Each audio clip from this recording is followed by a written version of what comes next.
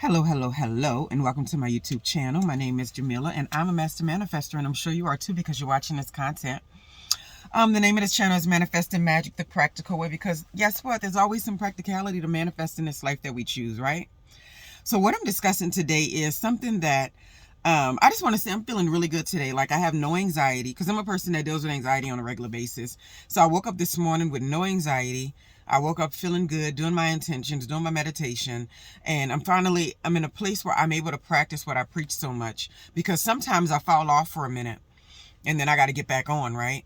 And that doesn't mean I still can't put out good content and like talk about things that are important to, at least a minority of people in this world, right? I wish it were important to the majority, but it's important to a minority. I love to talk about these things and provoke thought and make people kind of be able to navigate and create and, of course, manifest their lives in the direction that they want, so that we can realize life is always happening for us and not really to us, the whole the old saying, count it all joy. So I really focus on that a lot, is like, what part of this is a part of your learning experience? And so we can avoid hating things or hating people or hating phases of our lives, because they're all necessary, right?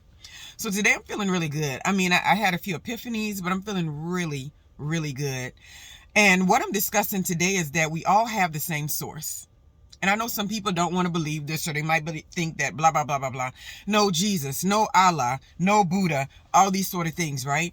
But I really do not believe that the different labels that we place on this creator that we all see actually even matters, right?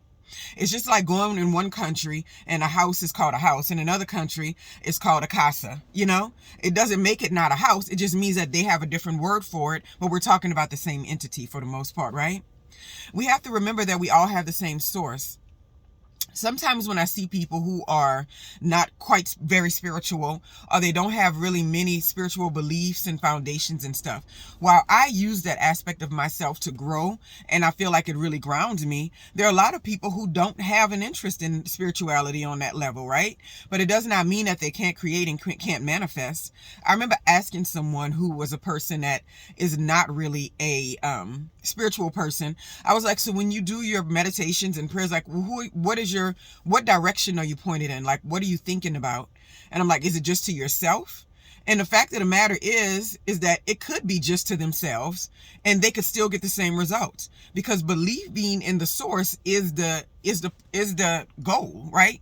Believing that these things are possible. It really doesn't matter if someone says, I believe they're possible because of Jehovah. I believe they're possible because of Allah. I believe they're possible because of Jesus. I believe they're possible because of, Buddha, or whatever it is.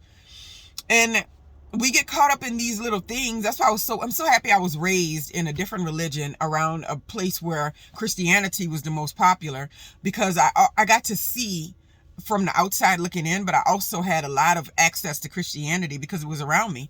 And what I noticed in a lot of things was, I remember going to church when I was first married, and my ex-husband, they used to go to church all the time, but like, I really wasn't into a Christian church, but I would go. And when we would leave, his mom was always like, oh, you heard the pastor was talking about Sodom and Gomorrah today. Let me tell you about that story. And I'm like, it's in the Quran too. And it was like every story that she mentioned, I'm like, that's in the Quran. And it's like, it made me realize, I was like, wow, these separations are just really useless. They're really useless at the end of the day, because we are all coming from the same source, and we are all going back to the same source. And it's the same source that creates and makes all of this world and everything we have in it available. There's not, some mysterious source that somebody sees and somebody else doesn't. We're all tapping into life energy. We're all praying and hoping and wishing and believing for things that are being granted to us with the materials and the sources that are already available in this environment, right? So it made me also remember that not to get caught up into trying to convince people of belief systems in the way that you see the world. I'm like, the way I believe it and the way I see it, it works perfectly for me, right? And you have to be able to get, like I was telling my daughter this morning, you have to be able to they don't say this anymore, but brick wall. When I was growing up, they used to be in middle school, people would say brick wall. I don't know what it meant, but it meant like this. Like, I don't want to hear what you got to say. They would say brick wall.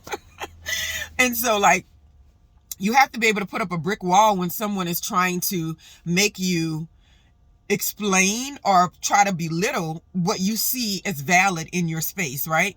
Because it's different if you're approaching me to learn, but then it's different also if you're approaching me from the way of, oh, you don't get this part right, let me show you what you're doing wrong, right? And I always say that you will not get adult people on your side willingly if you are overly direct with them, and if you are not willing to kid glove some people, because some people can handle it, but not everybody can handle it, right?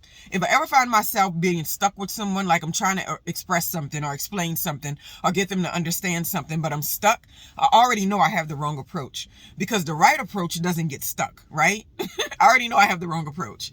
So we have to just keep that in mind, that we all come from the same source. We're all going back to the same source. And no matter what labels anybody stick on that source, you know, the universe or whatever, you know, I watch Christian channels too, because I watch all kinds of stuff. And I just get annoyed when it's like they start nitpicking. The universe is not God. It's like, dude, you're worrying about the minutia.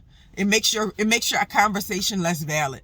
When people are saying that, is because they can't visualize a specific God. They're not connected to this idea of God that was created in their life. So they say universe because that's very tangible and real to them. But whatever it is, if it's forcing them to be a good person, if it's helping them manifest, if it's helping them believe and support other people, what is wrong with that? There's nothing wrong with it, right? So just keep that in mind. No matter how much we discuss things, no matter how much we go from this subject to that subject and say, oh, this is the right way, that's the right way, this is how we should do it, this is how we should do it. And we have all of these ideas and mindsets and concepts. We're all talking about the same source, right? We're all talking about the same source. And I would even challenge that statement to go even further. If you had someone who was worried about the devil, it's the same source. Both the light and the dark come from the same place. Because without the dark, we would never see the light. Without the contrast, we would never know what we want in life, right? Without the negative circumstances, we would never know what it's like to create a positive circumstance, right?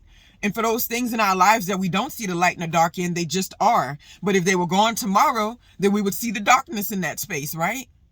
So we just have to not get caught up into the baby steps of everything, right? My mom used to always say that, who was very religious when I was young. She said, I felt like when I was in religion, it was sort of baby steps onto my spirituality.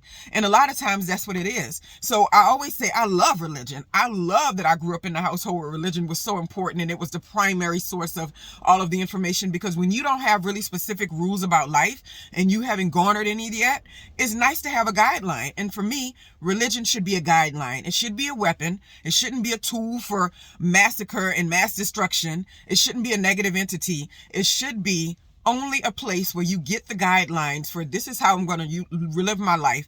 These rules work for me. It's the same thing when you're at a job and you decide, I'm going to do this job because it gives order to my life. It gives me a regular paycheck. It helps me keep my day in order. I have a reason to get up every day, whatever you're using it for, right? It's just your handbook. It's just a handbook, right? So I always urge people, don't get so caught up in religious terminologies and what people say and what they don't say. The minute those conversations start, I already know I'm in the wrong conversation. I'm like, oh, okay, this is where I smile and nod. But if it's a person who's open to being enlightened, and then I have a completely different conversation with that. And they can enlighten me and I can enlighten them. But at the end of the day, we're all created from the same source and we're all going back to the same source. Have a wonderful, wonderful day.